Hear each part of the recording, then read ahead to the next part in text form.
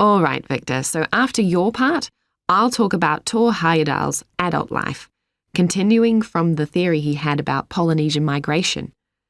Up until that time, of course, academics had believed that humans first migrated to the islands in Polynesia from Asia in the west. Yes, they thought that travel from the east was impossible because of the huge empty stretch of ocean that lies between the islands and the nearest inhabited land. Yes, but Heyerdahl spent ages studying the cloud movements, ocean currents, and wind patterns to find if it was actually possible.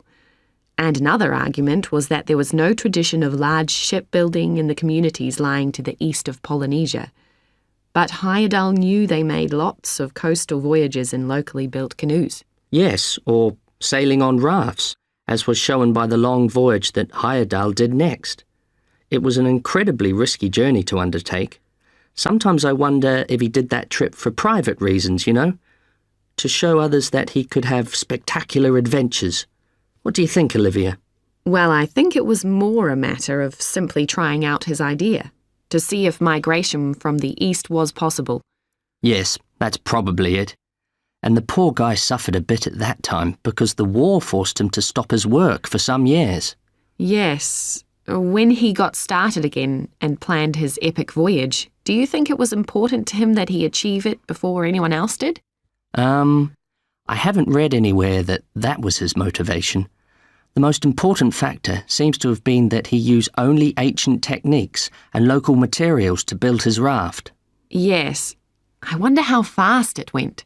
Well, it took them 97 days from South America to the Pacific Islands. And after that, Heyerdahl went to Easter Island, didn't he?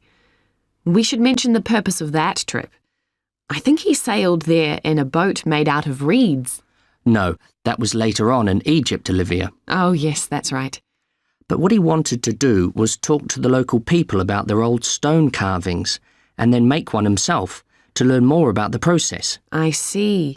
Well, what a great life. Even though many of his theories have been disproven, he certainly left a lasting impression on many disciplines, didn't he? To my mind, he was the first person to establish what modern academics call practical archaeology. I mean that they try to recreate something from the past today, like he did with his raft trip. It's unfortunate that his ideas about where Polynesians originated from have been completely discredited. Yes. Right, well, I'll prepare a PowerPoint slide at the end that acknowledges our sources. I mainly used The Life and Work of Thor Heyerdahl by William Oliver. I thought the research methods he used were very sound, although I must say I found the overall tone somewhat old-fashioned. I think they need to do a new, revised edition. Yeah, I agree. What about the subject matter? I found it really challenging. Well, it's a complex issue. I thought the book had lots of good points. What did you think of the illustration?